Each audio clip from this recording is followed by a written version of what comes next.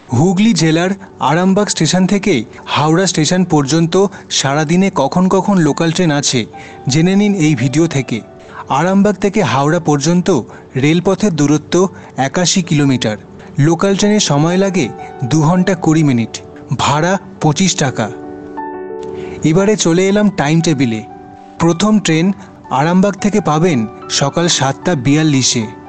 এটা গৌহাট হাওড়া লোকাল, গৌহাট থেকে ছাড়ে। অর্থাৎ আরামবাগ লোকাল এবং গৌহাট লোকাল আপনি পাবেন হাওড়া যাওয়ার জন্য। সাদা বক্সে দেওয়া আছে ট্রেনের নাম্বার।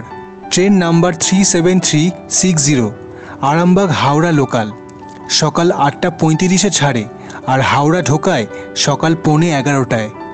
পরের ট্রেন আরামবাগ থেকে পাবেন বেলা 12:20-তে।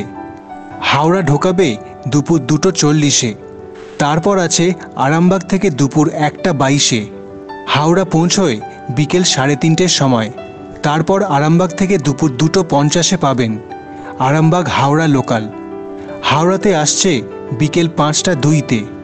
সন্ধ্যে 7:20-তে গৌহাট হাওড়া লোকাল পাবেন আরামবাগ থেকে। হাওড়া আসছে রাত 9:28-এ। বলে দিই যে এই লোকাল ট্রেন রোজ চলে, রবিবারও চলে। তারপর রাত 8:15-টার সময় আরামবাগ স্টেশন থেকে পাবেন। হাওড়া পৌঁছবে রাত 10:35-এ। আর শেষ ট্রেন হচ্ছে রাত 9:40-এ।